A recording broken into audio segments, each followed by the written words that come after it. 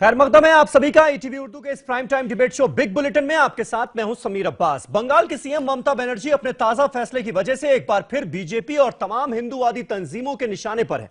पिछले साल की तरह इस बार भी मुहर्रम और दुर्गा पूजा साथ साथ पड़ रहे हैं और ममता सरकार ने यह ऑर्डर जारी कर दिए हैं कि 30 सितंबर की शाम 6 बजे से लेकर 1 अक्टूबर तक दुर्गा मूर्तियों को पानी में नहीं बहाया जा सकेगा।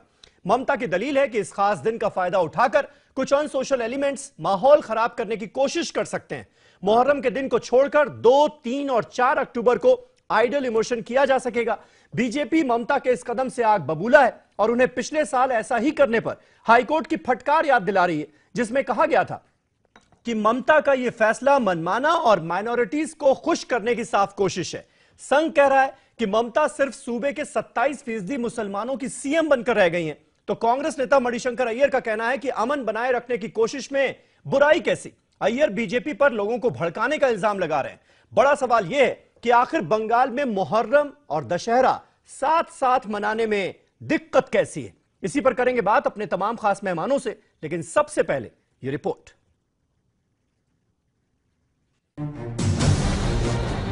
मुहर्रम और मूर्ति विसर्जन पर ममता बनर्जी की फिक्र। मुहर्रम के दरमियान नहीं होगा मूर्ति विसर्जन। क्या वोट बैंक के लिए ममता को हो रही है फिक्र? मुहर्रम और विसर्जन पर मगरिबी बंगाल में गरमाई सियासत। बंगाल में मुहर्रम और दशहरा साथ साथ मनाने में परेशानी क्या है? मगरिबी बंगाल की ममता हुकूमत ने ऐलान किया है कि इस साल मुहर्रम के जुलूसों के दौरान मूर्ति विसर्जन का एक वक्त मुतय्यन होगा। नए वक्त के मुताबिक विजयदशमी के दिन शाम 6 बजे तक ही मूर्ति विसर्जन किए जाएंगे। इसके बाद मुहर्रम का जुलूस निकलेगा।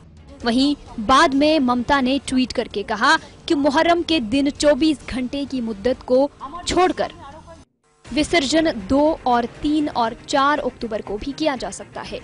कोलकाता में बुध की शाम दुर्गा पूजा मुंतजमीन के साथ वजीर आला ममता बनर्जी की मीटिंग हुई, जिसमें ये फैसला लिया गया। वहीं ममता ने कहा कि ये दोनों त्योहार एक साथ आ रहे हैं, इस वजह से लॉ एंड ऑर्डर का मसला बना हुआ है। हमें आप सब की ताउन की जरूरत है। ममता ने कहा कि शरपसंद अनासिर इस मौके का फायदा उठाना चाहते हैं, जिसकी वजह से इस फैसले को एक नया रुख दे रहे हैं, लेकिन बंगाली अवाम गुमराह होने वाली नहीं है। 1 अक्टूबर मुहर्रम আছে, তাই দশমীর দিন কিন্তু সন্ধ্যে 6টা পর্যন্ত বিসর্জন দেওয়া যাবে। শুধু একদিনই দেওয়া যাবে না, সেটা হচ্ছে 1 अक्टूबर एकादशीर दिन। कि हम लोग आपस में कोई लड़ेगा नहीं अगर एक साथ हो। फिर भी चूंकि बंगाल के अंदर आरएसएस जैसे लोग घुस गए हैं, कोई भी एक पत्थर मार देगा तो यहाँ वायलेंस हो जाएगा और झगड़ा हो सकता है। स्टेप जो है बहुत अच्छा स्टेप है। इससे कम से कम एक बहुत अच्छा मैसेज जाता है पूरे भारत में कि बंगाल गोल्डन बंगाल है, जहां हिंदू और मुसलमान सब मिलकर काम करते हैं।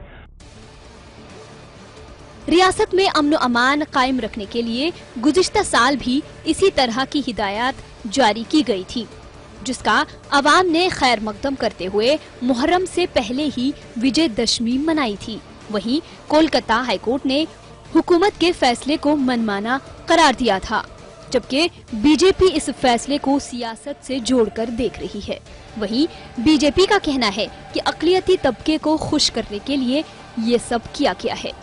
कलकत्ता हाईकोर्ट ने कहा था ये तुष्टीकरण करने की राजनीति है, ये माइनॉरिटी अपीजमेंट की राजनीति है और ममता बनर्जी जी को हिदायत दी थी कलकत्ता हाईकोर्ट ने कि ऐसा नहीं करना है। इस वर्ष पुनः ममता बनर्जी कोर्ट के इस आदेश को दरकिनार करके केवल और केवल वोट बैंक की राजनीति कर रही है। ये वांछनीय है, ये उचित नहीं है। हिंदुओं ने ये कहा था कि मुसलमानों को ताजिया निकालने से मना करो, और ना मुसलमानों ने ये कहा कि हिंदुओं को दुर्गा का प्रतिमा विसर्जन करने से मना करो। ये मुख्यमंत्री ने इसे मुद्दा बनाना शुरू किया और उसके बाद में उनका कल का बयान और इसके बाद में इसका विरोध, और ये करते करते समाज को बांटने की राजनीति हो रही है, जो अंततः दोनों समुदाय के निरीह लोगों को लड़वाने का काम कर रही है। ममता के इस बयान से मौका के इंतजार में बैठी बीजेपी को सियासत करने का मौका मिल गया है और इसने इस मामले को भी हिंदू और मुस्लिम का रंग दे दिया है। Bureau report, ETV news. तो बंगाल में मुहर्रम दशहरा साथ साथ मनाने में दिक्कत कैसी है, यह है हमारा आज का सवाल। तमाम खास मेहमान हमारे साथ जुड़ चुके हैं। हमारे साथ खालिद इबादुल्लाह साहब मौजूद हैं, जो कि तृणमूल कांग्रेस टीएमसी के स्पोक्स पर्सन हैं। वो कोलकाता से हमारे साथ लाइव मौजूद हैं। सलमान निजामी साहब, कांग्रेस के लीडर, वो हमारे साथ स्टूडियो में मौजूद हैं। नवीन कुमार साहब, spokes person Bharatiya Janata party के, वो हमारे साथ मौजूद हैं। मौलाना साजिद रशीदी साहब, ऑल इंडिया इमाम एसोसिएशन के प्रेसिडेंट, मेरे साथ स्टूडियो में मौजूद है। इसके अलावा संघ की तरफ से, आरएसएस की तरफ से यासिर जिलानी साहब हमारे साथ इस बहस का हिस्सा हैं। और अमीर जमई, जो कि लेफ्ट पार्टियों के सपोर्टर हैं और सोशल एक्टिविस्ट हैं, वो हमारे साथ लखनऊ से इस बहस में जुड़े हुए हैं। खालिद इबादुल्लाह साहब, आज पहला सवाल आपसे, आखिर ऐसी क्या वजह थी, क्या मजबूरी थी कि आप लोग और आपकी पुलिस क्या संभाल ही नहीं सकती कि अगर दो त्योहार एक साथ पड़ जाते हैं अलग अलग रिलीजन्स के, तो क्या लोगों को संभाला ही नहीं जा सकता?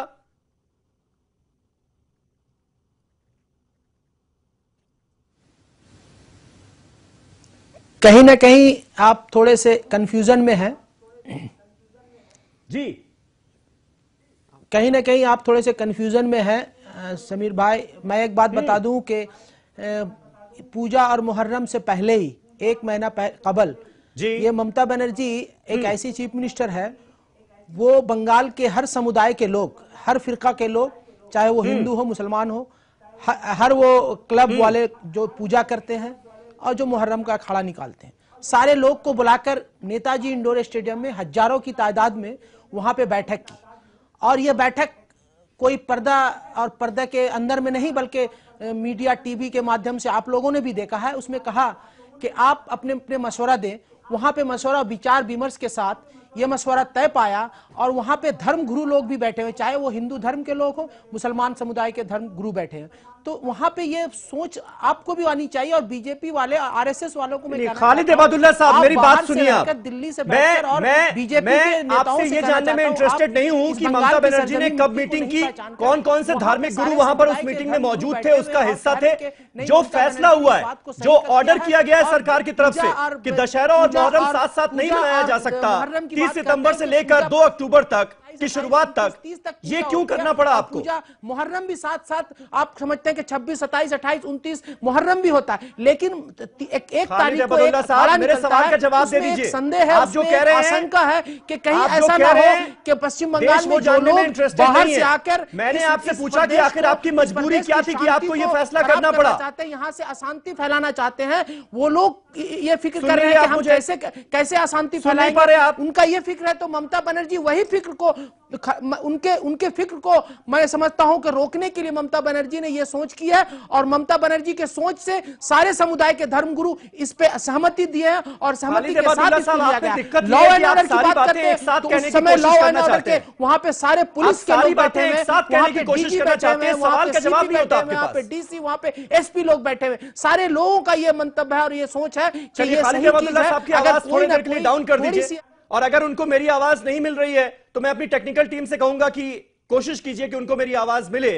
यासिर जिलानी साहब, सीधा सीधा आरोप कुल मिलाकर टीएमसी का ये नजर आ रहा है और ये बताने की कोशिश भी की जा रही है कि संघ के लोग, वीएचपी के लोग, बीजेपी से जुड़े लोग माहौल खराब करने की ताक में बैठे हैं। ऐसे में परमिशन कैसे दे दी जाए लॉ एंड ऑर्डर खराब करने की? मैं बिल्कुल उन्हें कहना चाहूंगा कि ममता बनर्जी का इस वक्त मानसिक संतुलन बिगड़ गया है।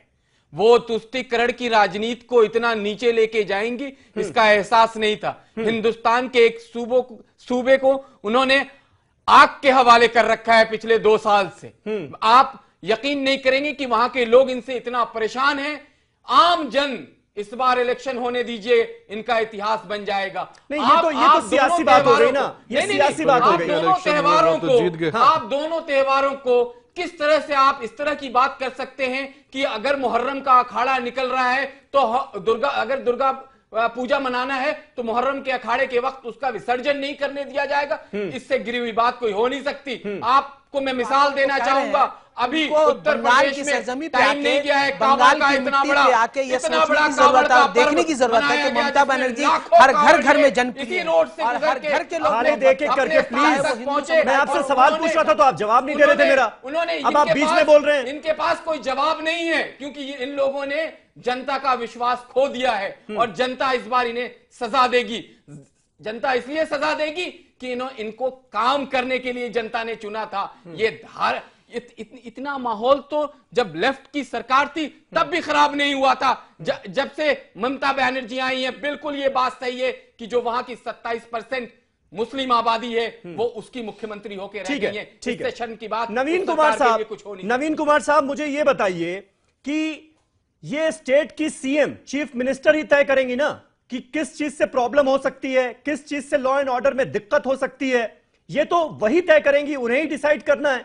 अगर उनको लगता है कि माहौल खराब होने की कोशिश की जा सकती है तो उन्होंने ये कदम उठाया, एक दिन की छूट दे दी भाई कि एक दिन आप मुहर्रम मना लीजिए, उसके बाद 2, 3, 4 को आप मूर्ति विसर्जन कर दीजिए। इससे दोनों समुदाय आपस में टकराने की जो संभावना थी वो खत्म हो गई।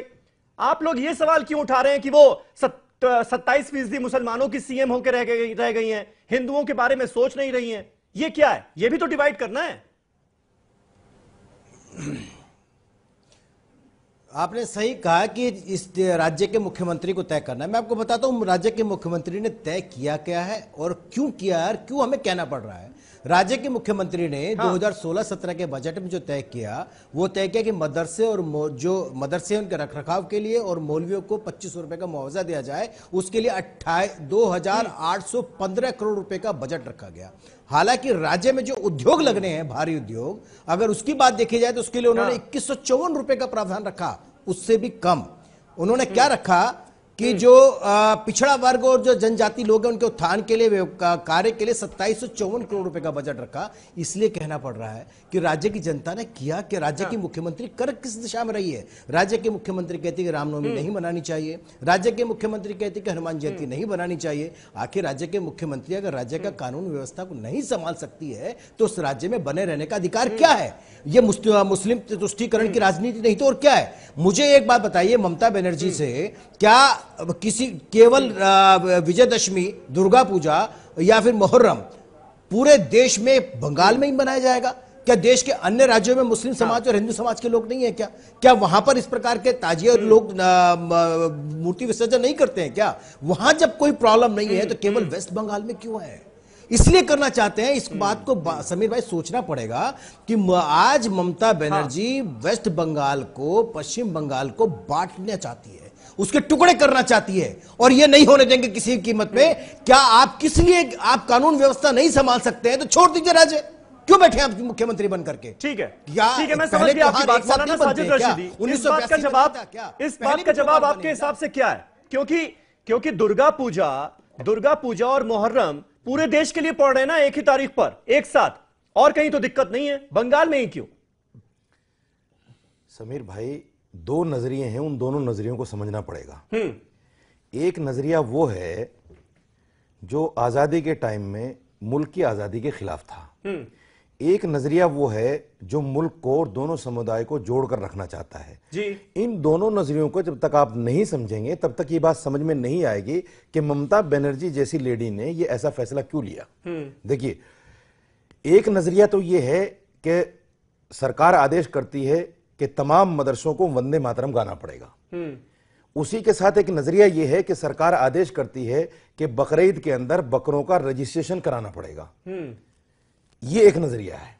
और एक नजरिया यह है जो ममता बनर्जी ने बंगाल में साबित किया है कि हम सेकुलर हैं और इस सेकुलर मुल्क में अगर कोई आदमी फिरका परस्ती फैलाना चाहता है, दो समुदायों को लड़ाना चाहता है, तो हम उसको ऐसा करने नहीं देंगे, हम उसको बिल्कुल बीच में नहीं आने देंगे। ममता बनर्जी ने वही किया। इसमें तो सेकुलर स्टेट की डेफिनेशन क्या कहती है? कि दोनों रिलीजन से जुड़े हुए जो लोग हैं वो अपना अपना फेस्टिवल मना पाए ठीक तरीके से। मैं वही यहाँ पर तो ये नहीं हो पाया ना इस फैसले के हिसाब से। मैं वही कह रहा हूँ, यही नशे के शिकार मत होइए मौलाना साहब।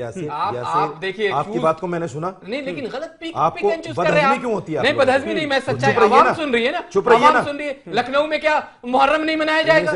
गाजियाबाद में नहीं मनाया जाएगा? वहां तो प्रॉब्लम नहीं है। योगी आदित्यनाथ ने कहा है हम स्वागत करते हैं, हर काम बहुत आसानी से होगा, जिस तरह से काम हुआ। ये बात आप रखिए, ये ना कहिए कि एक आदमी ये सोच रहा है और एक आदमी ये सोच रहा है। रशीदी साहब, आप पूरी कर लीजिए। आपकी नहीं, निकल नहीं गई है, आप पूरी कर लीजिए और निकालो जी, मैं बाद में बोल लूंगा। बोलिए रशीदी साहब, जल्दी बोलिए, टाइम क्यों वेस्ट कर रहे हैं? रहिए, मुझे बोलने दीजिए। बोलिए, गलत मत बोलिएगा, जल्दी से। आप चुप रहिए, गलत मत, अब बदहजमी मत दिखाइएगा। सुनिए, बिरयानी आप खा के आए हैं।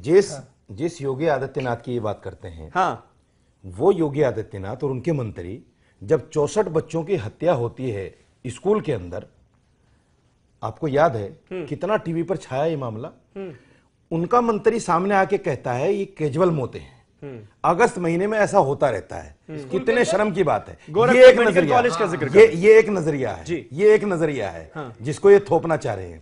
उन्हीं योगी आदित्यनाथ ने मदरसों में वंदे मातरम को जरूरी कहा था। तो उस नजरिए को सामने लाना बहुत जरूरी। मैं ये कहना चाहता हूं, तो नेशनल सॉन्ग है ना। समीर भाई मैं सिर्फ ये कहना चाहता हूं, देखिए नेशनल एलिमेंट जो फिरका परस्ती फैलाना चाहते हैं, जो हिंदू मुस्लिम को लड़ाना चाहते हैं, उनको तो यकीनन बुरा लगेगा ये काम कि भाई आप जो है एक साथ क्यों नहीं करना चाहते। अगर इनके अंदर यही बात है कि एक साथ लाना चाहते हैं, तो आज देश का प्रधानमंत्री, आज तक ऐसा नहीं हुआ हिंदुस्तान के इतिहास में कि किसी देश के प्रधानमंत्री ने लाल किले की प्राचीन से यह कहा हो कि पूरा देश मुस्लिम बहनों के साथ खड़ा हुआ है। ये क्या तुष्टिकरण नहीं है? क्या हो गया? ये तो अच्छी बात, ये तुष्टिकरण नहीं है। एक नई मतलब आप क्या करें, बीजेपी अरे क्या गलत है? मुसलमानों का तुष्टिकरण नहीं है। आप मुझे बताइए, नहीं, मुसलमानों का तुष्टिकरण करें बीजेपी को याद किया, इससे बड़ी बात और क्या हो सकती? 47 के बाद किस प्रधानमंत्री ने याद किया? एक का नाम बता दीजिए जिन्होंने मुसलमानों के हक के लिए कोई बात कही है। आप बताइए, फलाह बाबूद के लिए कोई काम किया हो? आप तो खुद इसके शिकार हुए। लेकिन रशीदी साहब, जो मैंने आपसे पूछा था, चलिए वो उसका जवाब नहीं मिला। आपने बात को घुमा दिया। कहाँ सो रहे हैं आप? कहाँ सो रहे हैं? ठीक है, एक मिनट, नहीं, सलमान निजामी ये बताइए कि क्या आइडियल कंडीशन वो नहीं होती कि दोनों रिलीजन से जुड़े हुए लोग अपना अपना त्योहार एक साथ मनाते? देखिए समीर भाई, मैं आपको बोलूं कि आज की सिचुएशन नहीं है। आप पिछले 5-6 महीने आप देखिए कि जो लास्ट ईयर का जो सिचुएशन था वो आज का नहीं है। वेस्ट बंगाल में जो पिछले साल सिचुएशन थी वो आज की नहीं है।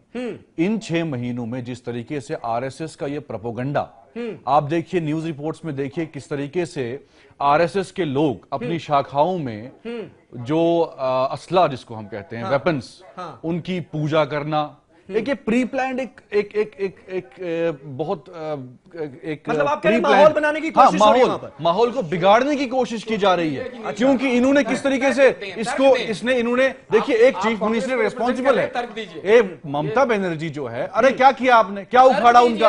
आपने 6 महीने आपने वहां हालात खराब कर दिए, आपने हिंदू मुसलमान कर दिया, उन्होंने स्वीप कर दिया वहां के। क्या किया आपने? अरे आपने तो गुजरात में 2000 से ज्यादा मुसलमानों को मार दिया आपने कश्मीर के हालात देखिए कश्मीर के।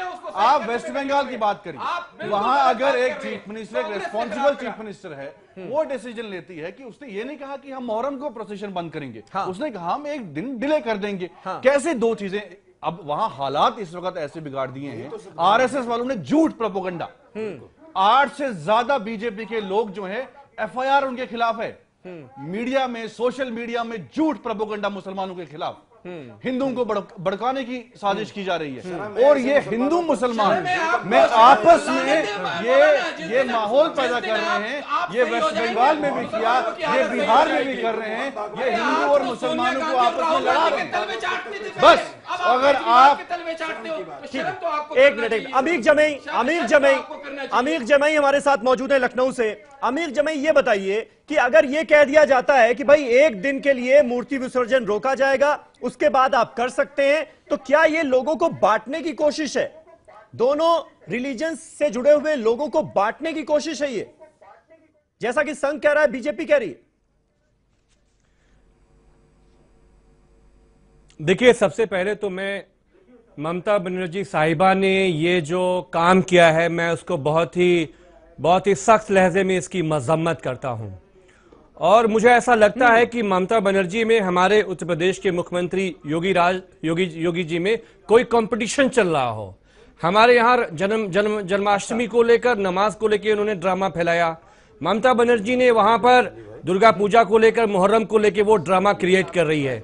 मैं आपको एक कलकत्ता की एक बात बताता हूं। मैं आप कोई भी कलकत्ता जाओ, दुर्गा पूजा में जाओ, दुर्गा पूजा की जो कमेटी होती है, अध्यक्ष कोई मुसलमान होगा, जनरल सेक्रेटरी कोई तपन सेन होंगे या कोई भट्टाचार्य होगा। ये हमारे बंगाल का ही नहीं, ये हमारे देश का संस्कृति है। और इसी से पूरी दुनिया में हमारी पहचान है। और भाजपा को, आरएसएस को तो शुक्रिया बोलना चाहिए कि ममता बनर्जी ने 34 साल के लेफ्ट के रूल के बाद उनको वहां पे जमीन दी।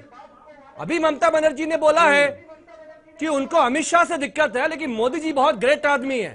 तो भाई साहब, अगर आप बहन जी, अगर आप नीतीश कुमार जी के रास्ते आगे बढ़ना चाह रही हैं तो अच्छी बात है। जरा आप कंफर्म हो लीजिए, आप करना क्या चाहते हो। इस देश के लोग चाहे यूपी के हों या यानी अमित, आप ये कहने की कोशिश कर रहे हैं कि ममता बनर्जी जो कर रही है उससे कहीं ना कहीं आरएसएस और बीजेपी को पनपने का मौका मिल रहा है बंगाल में, ये कह रहे हैं आप? भाई साहब, बंगाल को 34 साल में अगर आप पूरा सर्वे करा लीजिए गृह मंत्रालय से, 34 सालों में एक कोई दंगे फसाद का कोई इतिहास कलकत्ता में नहीं है। तो ममता बनर्जी ने कौन सा राजनीति किया है कि हिंदू मुसलमानों में इतना टकराव पैदा हो गया? और ये कौन सा मौलाना है? ठीक है, खालिद हिबतुल्लाह साहब इसका जवाब दीजिए। मैं तो उन नौजवानों से कहता हूं साहब, पहले जब लेफ्ट की सरकार थी तब तो ऐसा नहीं होता था, अब क्यों हो रहा है ऐसा बंगाल में?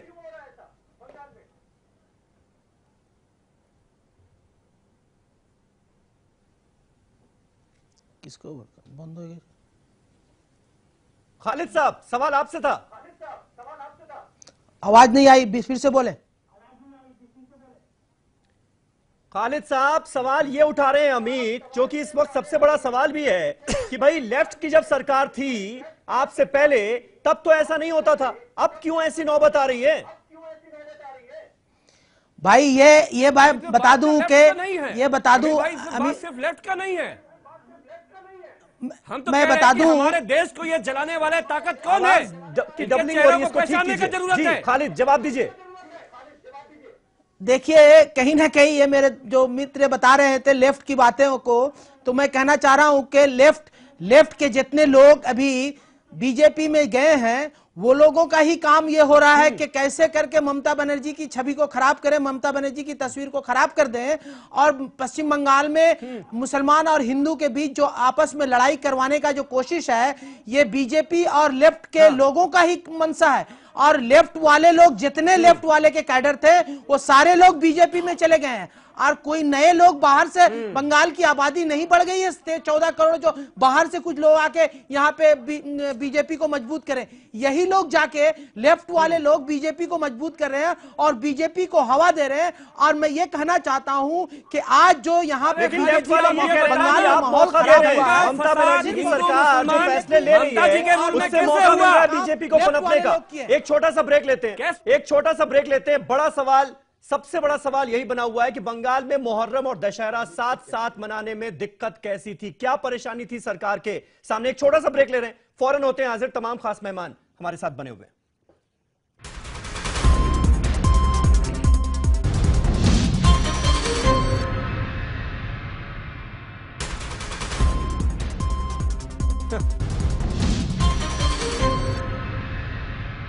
तो बंगाल में मुहर्रम दशहरा साथ साथ मनाने में दिक्कत कैसी है हमारा आज का सवाल। तमाम खास मेहमान हमारे साथ बने हुए हैं। नवीन कुमार साहब, मणिशंकर अय्यर साहब का आपने बयान सुना होगा, वो कह रहे हैं कि भाई दो कौमों से जुड़े हुए अगर फेस्टिवल एक साथ पड़ रहे हैं तो यह किसी भी चीफ मिनिस्टर का कॉन्स्टिट्यूशनल राइट है कि वो हालात खराब ना हो, सांप्रदायिक सौहार्द ना बिगड़े, इसके चलते अपने हिसाब से फैसला ले।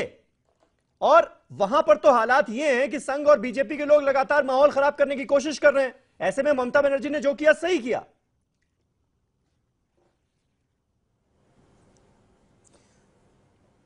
जी समीर भाई, मुझे लगता था कि जैसे पहले कुछ कांग्रेस के कुछ सो कॉल सेकुलर एक नेता आपके पास बैठे हैं, वो या लखनऊ से या फिर सीपीएम के कोई नेता या टीएमसी के नेता बोल रहे हैं भाजपा पे अपने मुंह से उठा के कीचड़ फेंके जा रहे हैं, एटलीस्ट उस पर भी मुझसे जवाब ले लेते। मैं चाहता हूँ एक बार थोड़ा सा समय लूं और मैं सबका जवाब दे दूं। एक किसी ने कहा था कि गोरखपुर में 64 लोग मारे गए, उस विषय में क्या किया। मैं आपको ये बता दूं कि गोरखपुर में जो 64 बच्चे काफी है भारत सरकार का माइनॉरिटीज के मामले में, उसमें नीचे से लेकर ऊपर तक किसी को छोड़ा नहीं गया। और उसके बाद हमने जितने भी लोग हैं सबके खिलाफ क्रिमिनल केस रजिस्टर्ड हुआ, पहली बार हुआ है क्रिमिनल केस रजिस्टर्ड हुआ, उनकी प्रोसीडिंग कोई नहीं बचेगा, सब जेल जाएगा, ठीक है ना। और जिसका लाल दूसरा, चला गया, अरे नवीन जी, स्वास्थ्य मंत्री आपका इन्वॉल्व है उसके अंदर। गोरखपुर कांड में स्वास्थ्य मंत्री इन्वॉल्व है आपका। क्या किया आपने? स्वास्थ्य मंत्री कहते हैं कि अगस्त के बीच में नहीं बोला हूँ, लेकिन आपको बता रहा हूँ कि हमने कितना सख्त एक्शन लिया है।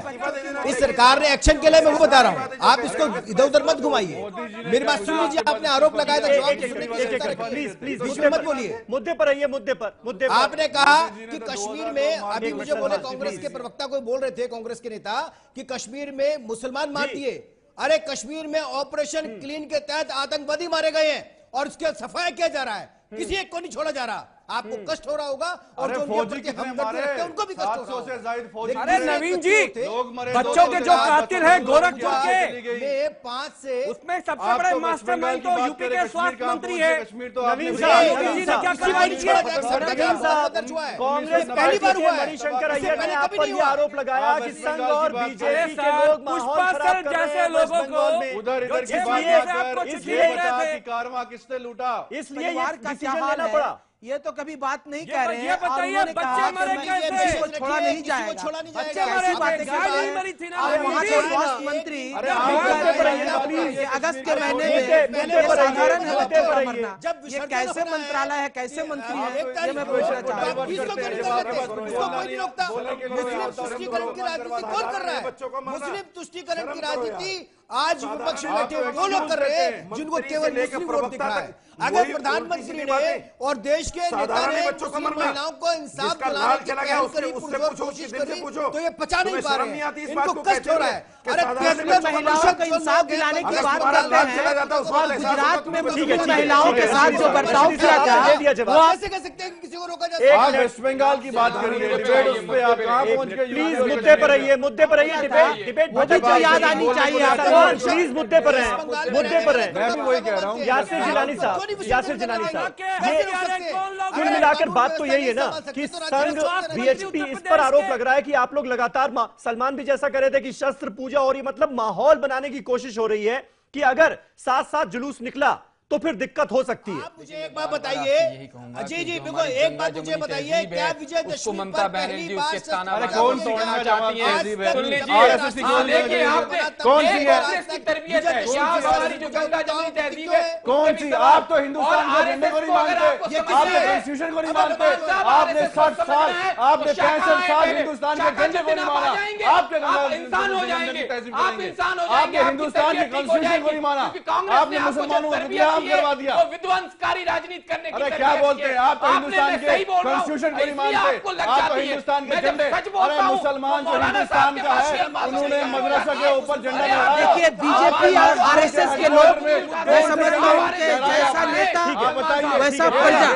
बीजेपी के नेताओं का झूठ का सिलसिला 3 सालों से चला आ रहा है और मैं समझता हूँ कि इसके नेताओं के साथ जो वर्कर है, एक करके बीजेपी और आरएसएस के लोग इसी तरह से वो भी झूठ बोलना जानते हैं अच्छा तरह से, और झूठ को सच में तब्दील करना बीजेपी आरएसएस के लोग से सीखा जाए। अरे मैं आपको चैलेंज करता हूँ, मैं यहाँ इस डिबेट में चैलेंज करता हूँ कि आप हिंदुस्तान का झंडा नागपुर में लहराइए, हमें नेशनलिज्म की सर्टिफिकेट मत दीजिए। अगर आपको मैं चैलेंज देता हूँ, ठीक है, आपने कल्याण किया, गुजरात में किया, आप खुश होते हैं उसके। जब आप केरला में किसी, ठीक है, केरला यासिर साहब, एक मिनट, आप कॉन्स्टिट्यूशन को नहीं मानते। अरे आप लोग टीएमसी को बचने का मौका दे रहे हैं सवालों से। एक मिनट, खालिद इबादुल्लाह साहब, ये बताइए कि 1982 में और 1983 में भी ऐसा हुआ था कि दोनों फेस्टिवल एक साथ पड़े थे, तब तो जरूरत नहीं पड़ी किसी भी मजहब वालों से ये कहने के लिए कि तुम अपना त्योहार एक दिन के लिए ना मनाओ। फिर आज ऐसा क्या हो गया? बड़ा सवाल ये है, देखिए, इसका जवाब देना चाहिए आपको। 1982 में हिंदुस्तान की जो तस्वीर थी वो बीजेपी और आरएसएस का कोई नामो निशान नहीं था। आरएसएस और बीजेपी का नामो निशान नहीं था। बीजेपी 2 सीट में मैं अब ये लोग काफी तादाद में बढ़ गए और पूरे हिंदुस्तान में, बल्कि बंगाल में इनका एक ही मकसद है। अभी ये कहते हैं कि मेरा मिशन बंगाल है, बंगाल चाहिए। ममता बनर्जी को ये लोग चाह रहे हैं। ये बताइए कि पिछले साल हाईकोर्ट ने फटकार लगाई आपकी सरकार को या नहीं इसी मुद्दे पर? यही काम आपने पिछले साल भी किया था। देखिए पिछले साल मैं आपको बता दूं, पिछले साल और उसमें कोई कानून व्यवस्था खराब नहीं हुई, करवाया था ममता बनर्जी ने जिस तरह से भसान करवाया था, विसर्जन करवाया था, ये मैं समझता हूं कि आपको आके देखने से पूरा समझ में आता। विश्व के लोग इस जगह पे आए थे, रेड रोड जैसे जगह पे एक बहुत बड़ा माहौल पैदा करके, और मैं समझता हूं पूजा के बाद विसर्जन को भी एक फेस्टिवल का रूप देके ममता बनर्जी ने कर दिया। मैं समझता हूं आने वाले दिनों में ये सोचने की जरूरत है, पूरे विश्व से लोग, पूरे दुनिया से लोग आपकी सरकार कोशिश कर रही है हजारों को खुश करने के लिए, और आप बातें करते हैं उनके अपीजमेंट के लिए ऐसा फैसला लिया गया है। ये हाईकोर्ट ने कहा था, आपको फटकार लगाई थी कि आप नहीं कीजिए, ऐसा नहीं कर सकते। इस साल आप फिर वही कर रहे हैं। ये अपीजमेंट का काम बीजेपी आरएसएस का काम है। 2 समुदायों के बीच लड़ाकर हिंदू मुसलमान जो भाई भाई एकता है। मुझे टीएमसी के नेता से एक सवाल पूछना है समीर भाई। ये लोग तख्त पे आना चाह रहे हैं, ये लोग गद्दी पे आना चाह रहे हैं, इसलिए जनता यहाँ पे उसको ठुकरा रही है। आपने देखा होगा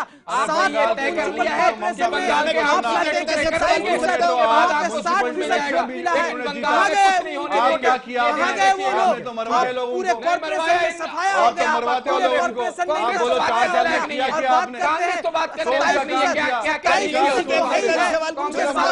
एक एक करके बोलिए ना, ऐसे किसी को आवाज नहीं मिलेगी, किसी भी व्यूअर के पास आवाज नहीं जाएगी। कौन क्या कह रहा है समझ में नहीं आएगा। प्लीज गुजारिश है आप सभी लोगों से। अमीर जमई साहब, तो क्या ये सरकार की नाकामी है कि एक साथ दोनों फेस्टिवल नहीं कराए जा रहे हैं? ये नाकामी है क्या सरकार की? समीर भाई हम तो बहुत साफ बात कह देना चाहते हैं। हम भारत के लोगों की तरफ से हम बोलना चाहते हैं, हमारे देश के त्योहारों को, यहां की एकता को, हिंदू मुसलमान सिख ईसाई को, भारत की जो भी ताकत चाहेगी उसको तोड़ना, उसके सपने को भारत के लोग चकनाचूर कर देंगे। और दूसरी बात ये हम टीएमसी के लोगों से पूछना चाहते हैं कि 2010 के बाद, 2010 से पहले भाजपा का नामो निशान नहीं था बंगाल के अंदर, आरएसएस का नामो निशान नहीं था बंगाल के अंदर। भाई साहब, आप लोगों ने कौन सा कांड किया है वहां पर कि भाजपा आरएसएस आज वहां की दूसरी बड़ी पार्टी बन गई और आप बड़े मुसलमानों के समर्थक बनते हो? चलिए हम मानते हैं कि लेफ्ट के लोगों की कुछ गलती रही होगी। हिंदुस्तान में 1982 में हिंदुस्तान में पूरे हिंदुस्तान में 2 सीट थी बीजेपी को। आपको जानकारी क्या हुआ उनका? बीजेपी की 2 सीट थी मेंबर ऑफ पार्लियामेंट से। आज पूरे हिंदुस्तान में पूरे हिंदुस्तान में सरकार बना रखे। आप कैसे बातें करते हैं कि आज बंगाल में बात करें? अभी भी बंगाल में 2 सीट है, ममता बनर्जी 34 सीट पे कायम है। और ममता बनर्जी एक ऐसी राज्य है जो यहाँ बहुत ईमानदारी से मैं चाहूंगा आप जवाब दें, क्योंकि किसी हिंदू ने सामने आकर ये नहीं कहा कि मुहर्रम का जुलूस निकलेगा तो मुझे प्रॉब्लम हो जाएगी। किसी मुसलमान ने ये नहीं कहा कि मुझे प्रॉब्लम हो जाएगी अगर दुर्गा पूजा में मूर्ति विसर्जन होगा। तो फिर ये दिक्कत क्या पॉलिटिकली पैदा की गई है क्या? देखिए, मैं समीर भाई, मैं बड़ी ईमानदारी से इस बात को कह रहा हूं और ये सच्चाई है। दिक्कत पब्लिक को नहीं है, दिक्कत वहां के अवाम को नहीं है। फिर अगर मूर्ति विसर्जन 2 दिन के बाद है या 1 दिन के बाद है तो वहां के अवाम को दिक्कत नहीं है। दिक्कत जो है उन फिरका परस्त तंजीमों को है, उन फिरका परस्त जहनों को है जो उस भीड़ में घुसकर आग लगाना चाहते थे। उस मौके को ममता बनर्जी ने नहीं दिया और उसको खत्म कर दिया। इसलिए आज वो तिलमिला रहे हैं, चूंकि उनकी दुम पे पैर रख दिया गया तो उनको तिलमिलाना लाजमी है। लेकिन आरोप तो माइनॉरिटी अपीजमेंट का लग रहा है ना। देखिए, माइनॉरिटी उनकी सुन ली गई, हमारी नहीं सुनी गई। समीर भाई, माइनॉरिटी अपीजमेंट हर सरकार बता दूं, किसने नहीं मौलाना साहब, सबने किया है। आप क्या ये बीजेपी के लोग इनको 31% वोट मिला है हिंदू का, क्या ये हिंदू अपीजमेंट की राजनीति नहीं कर रहे हैं? हर जगह मुसलमान को लाके खड़ा कर देते हैं, गौ रक्षा के नाम पर, लव जिहाद के नाम पर, 3 तलाक के नाम पर, हलाले के नाम पर। ये सब कुछ क्या कर रहे हैं ये लोग? ये क्या अपीजमेंट नहीं है हिंदुओं का? ये सब देखिए, जहां नियत में खोट होता है वहां देश का बंटवारा होता है। नहीं तो मतलब वो हिंदुओं का अपीसमेंट कर रहे हैं तो ये मुसलमानों का अपीसमेंट करेंगे। मैं नहीं कहता इस बात को, मैं नहीं कहता इस बात को कि अपीसमेंट होना चाहिए। नहीं, आप समीर भाई ये गलतफहमी है कि अगर अपीसमेंट की बात आती है तो ये म्युनिसिपल कॉर्पोरेशन में 7 म्युनिसिपल कॉर्पोरेशन में इलेक्शन हुआ है, वहां पे 60% से ज्यादा वोट तृणमूल कांग्रेस को उसको हटाने का काम 7 म्युनिसिपल कॉर्पोरेशन में 7 में सफाया हो गया अपोजिशन का, तो ये कहां से आया? ये वोट 27% से 65% कहां से आया? मैं पूछना चाह रहा हूं। ऐसा सीएम नहीं है जैसा सीएम बंगाल को मिला है, और मैं समझता हूं ये लंबे वक्त तक चलेंगी इंशाल्लाह। हिंदू भी और मुसलमान भी इनको बहुत चाहते हैं। यासिर साहब, ये तो मतलब उलट बात हो गई ना। एक तरफ आरोप आप ये लगा रहे हैं कि नफरत फैलाने की कोशिश है, समाज को बांटने की कोशिश है, जबकि नफरत ना फैले इसके लिए उन्होंने ये कदम उठाया। मौलाना साहब की बात पे मुझे हंसी आ रही है हाँ। कि वो क्या बताना चाह रहे हैं ममता बनर्जी के बारे में। पिछली बार आप इसका मतलब आपको जानकारी नहीं कि कोर्ट ने लताड़ा है उन्हें इसी बात पे। कोर्ट से बड़ी चीज तो नहीं हो सकती, आप कोर्ट को मानना छोड़ दिया। अरे कहे कभी नहीं, आप फिर झूठ बोलते, आप फिर झूठ बोलते हैं। अच्छा, इन लोगों को देखिए इन लोगों को क्या है, इन लोगों का मसला मैं आप बता दूं, इन लोगों मोदी सरकार का क्या हुआ? अरे आप कुछ नहीं, कहा कल क्या हुआ, मुद्दे पर क्या हुआ, अरे क्या हुआ? अरे आप पहले मुद्दे पे रहिए, आप मुद्दे पर रहिए प्लीज।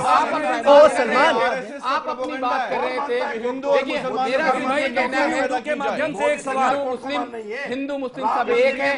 भारत की जो मौजूदा भारत की मौजूदा सरकार है वो 125 करोड़ आवाम को अपनी एक आंखों से देख रही है। और इस वक्त देखिए अपने ममता बनर्जी के साथ प्रॉब्लम क्या है, ये लोग क्यों उन्हें समर्थन कर रहे हैं? समीर भाई, क्या मैं एक सवाल पूछूं? अरे हाँ, वो आपके सो कॉल्ड सेकुलर हैं, उन्होंने 27% मुसलमानों को उनको गोद में ले लिया है। उनके साथ वही गेम, वही चाल वो चल रही है जो 47 से कांग्रेस ने किया, और कांग्रेस ने मुसलमानों को हाशिए पे लाके रख दिया। वही हाल बंगाल में ये करेगी। वही अरे आप दलाली तो आपने करी कांग्रेस पार्टी की। सलमान नहीं सुन रहे अभी आप, प्लीज क्या अल्फाजों का चेंज नहीं? अरे आप अल्फाजों का चेंज नहीं। ममता बनर्जी ने कहा है कि मोदी जी बहुत ही ग्रेट है। अरे देखिए, अब एक नया प्रोपेगेंडा मौलाना का सुन लीजिए। अरे आप नया प्रोपेगेंडा, अरे आप नया प्रोपेगेंडा। एक मिनट रशीदी साहब, आप सारे लोग एक साथ बोलेंगे तो कैसे किसी की आवाज सुनेंगे व्यूअर्स? इन्होंने शुरू कर दिया, कोई झूठ नहीं। आप एक मिनट को आवाम को बताने की कोशिश कर रहे हैं। आज तक आजादी के बाद जो झूठ आप लोगों ने बोला है उसकी सच्चाई को बताने की कोशिश कर रहे हैं हम लोग। और गली गली में नहीं होते। अरे कांग्रेस, अरे कौन सी कांग्रेस की? ठीक है, एक मिनट सलमान, यासिर सलमान प्लीज खालिद, एक मिनट सलमान मान जाइए प्लीज। खालिद इबादुल्लाह साहब, मुझे ये बताइए कि जो ममता बनर्जी ने मीटिंग बुलाई थी जिसमें दोनों ही रिलीजन से जुड़े हुए बड़े लोग थे, मौजूद थे, दुर्गा पूजा पंडालों के जो आयोजक हैं, क्या उनकी तरफ से कोई प्रॉब्लम जताई गई जब ये ऑर्डर दिया गया, ये फैसला हुआ कि भाई एक दिन के लिए मूर्ति विसर्जन नहीं होगा? यही बात तो मैं कहा कि वहां के सारे लोग, वहां पे सिर्फ पंडाल के लोग ही नहीं, वहां 2 समुदाय के धर्म गुरु भी मौजूद थे। वहां पे जितने पंडालों की जो पंडाल बनाते हैं, पूजा पंडाल, वो लोग भी मौजूद थे। सारे लोग के साथ सलाह मशवरा और विचार विमर्श के साथ ये तय पाया कि, और उसके साथ साथ उसमें कानून के लोग भी थे, वहां पे पुलिस एडमिनिस्ट्रेशन के लोग थे, वो लोग डीजी वहां पे थे, वहां पे सीपी थे, वहां पे एसपी थे, वहां पे सारे लोग को ये मिलाकर ये मशवरा किया गया। उसको आज तक आपने फिर आपको क्या दुर्गा पूजा की अनुमति नहीं दी, मुख्यमंत्री जब किसने नहीं दी, क्योंकि वो 30 मुस्लिम परिवार के लोग रहते हैं। हाई कोर्ट की फटकार के बाद आपने समीर भाई एक सेकंड, शर्म आनी चाहिए आपको। समीर भाई एक सेकंड करने की, समीर भाई एक सेकंड दे। 27% की बातें करते हैं, मैं उनसे पूछना चाहता हूं, 7 म्युनिसिपल सच बोले। इलेक्शन हुआ कुछ दिन पहले, 7 म्युनिसिपल कॉर्पोरेशन में बीजेपी का और अपोजिशन का सफाया हो गया। वहां पे 65% वोट तृणमूल कांग्रेस को मिली। 27% कहां, 65% बात करते हैं? ये बताइए, ये वोट कहां से आया? आपकी ये कहां से वोट आया? वो कह रहे हैं बाकायदा सारे लोगों को बैठाकर हिंदू भाई का वोट है, हल निकालने की कोशिश की गई, सोल्यूशन निकालने की कोशिश की गई, किसी ने ऐतराज नहीं जताया, किसी पूजा पंडाल के आयोजक ने ऐतराज नहीं जताया, सबने माना अपने लोगों को बुला, और ऐतराज यानी फिर सिर्फ आरएसएस और बीजेपी को है। आरएसएस को एक सुनने दीजिए नवीन कुमार साहब, नवीन ये बीजेपी भाइयों को छोड़ दीजिए, जो 23% है, 70% लोगों की आपने आवाज को दबा दिया और आप लीजिए, दिक्कत नहीं है उनको। पूरा वेस्ट बंगाल उबल रहा है, नवीन वेस्ट बंगाल के टुकड़े करना चाहते हैं। तो आप बचाइए ना, मैं कह रहा हूं आप बचा नहीं पा रहे। बंगाल के जो टुकड़े विभाजन करने की साजिश रची जा रही है, नवीन कुमार एक वोट की खातिर, एक वर्ग के वोट की खातिर, फिर आप सारे लोग बोलने लगे। 70% वहां की जो आबादी है, जो दुर्गा पूजा उनका मेन फेस्टिवल है वेस्ट बंगाल का, आप उसको कहते हो हटा दीजिए, उसको मत करिए। आपको अगर इतनी जल्दी है तो क्यों नहीं करा लेते मुहर्रम का ताजिया एक दिन पहले? क्यों कराते हैं विसर्जन एक दिन बाद? कहाँ पे बोले हटा लीजिए? ममता बनर्जी कभी नहीं बोली हटा लीजिए। ममता बनर्जी ने कहा विसर्जन जब पैसे तो सरकार 10 दिन में होगा तो होगा। अगर 1 तारीख को उन्होंने कहा कि 2 तारीख से विसर्जन होने का, और ये विसर्जन रेड रोड में जैसे बड़े पैमाने पर पूरे तरीके से उसको विसर्जन का बनाकर विसर्जन करने की बात कही है।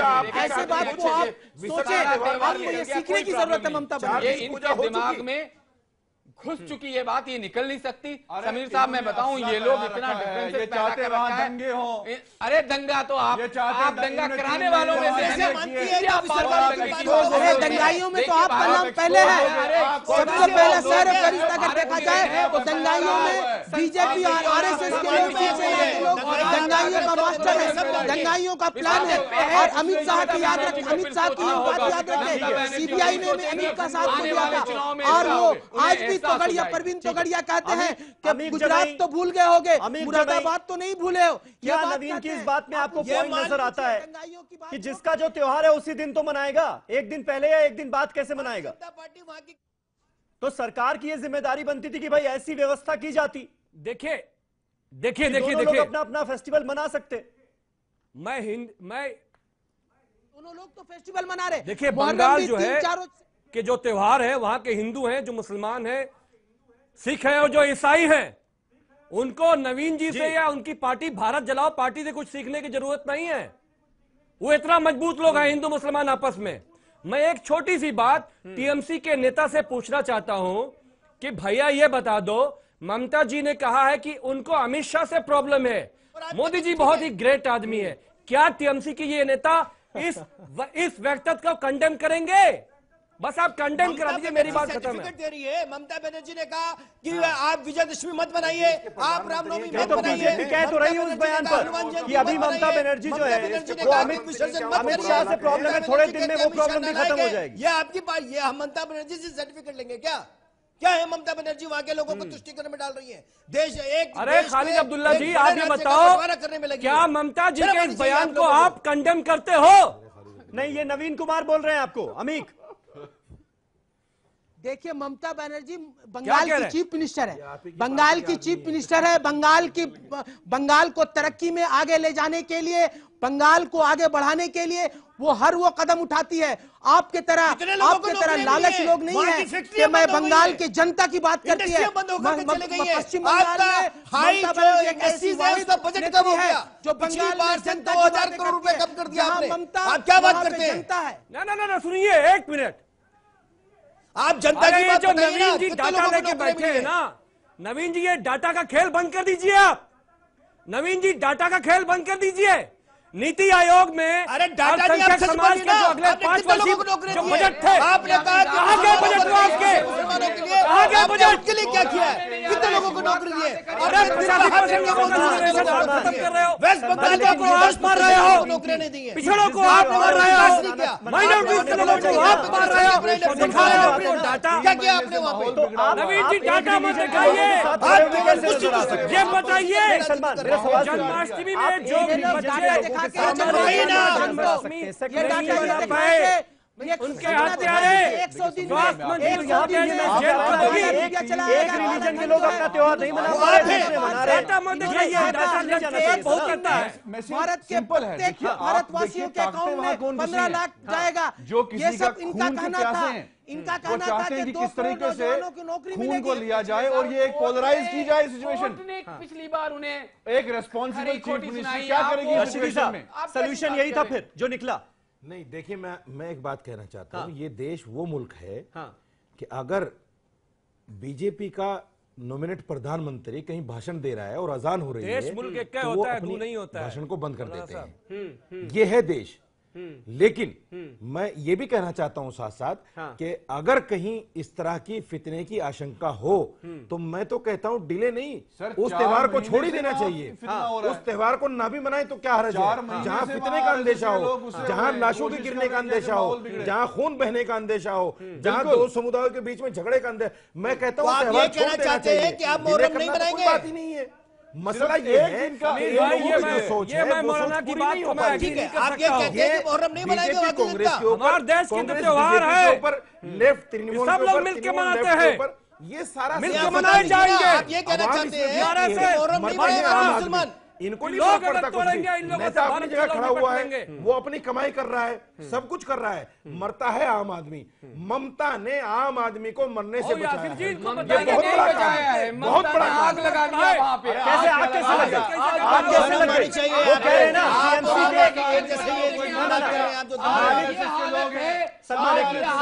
मिदनापुर से लेके आप वर्धमान तक चले जाएं, आपके वहां तो पे 15 लोगों हर के जगह खिलाफ हर FIR लगा दूसरे हुआ है। दिन दंगे होते हैं। आपने कितने हर दंगे दूसरे करवाए दिन वहाँ? हर हर दूसरे कोशिश दिन की दंगे करते हैं कि क्योंकि हिंदू और तुष्टीकरण मुसलमान की हो जाए। राजनीति है वहाँ पे। अरे आप सिर्फ इतना बताइए, टीएमसी के जो अरे आप माफिया इतना हैं, बताइए TMC आपने के जो 3 गुंडे सालों हैं, में क्या विकास किया? उन्होंने इलाके मोदी जी बांट ने रखे क्या हैं। आप विकास जाके किया? कलकत्ता की हालत को योगी देखिए। आदित्यनाथ ने क्या विकास किया? हमसे मुझे बताता हूँ मैं, सुनेंगे आप मुझे समय दीजिए, मैं बताता हूँ कितना विकास। ठीक है, आप भाजपा से वक्त पूछना। खत्म हो गया है। समीर भाई क्या मैं आपको बताऊँ कितना वक्त खत्म हो गया है।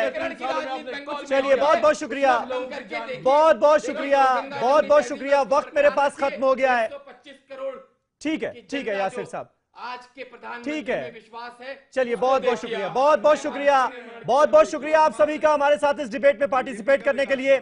सबसे अच्छा सोल्यूशन यही होता कि सरकार कोई ऐसी व्यवस्था बना पाती, ऐसे इंतजाम कर पाती कि दोनों रिलीजन से जुड़े हुए लोग उसी दिन अपना त्योहार खैर खूबी के साथ मनाते। यह सबसे अच्छा सोल्यूशन होता। लेकिन अब Mamata Banerjee as a chief minister उन्होंने जो भी फैसला किया है वो देखते हुए किया होगा। लोकल इंटेलिजेंस की रिपोर्ट कई बार होती है, उसके चलते सरकार को फैसले लेने पड़ते हैं।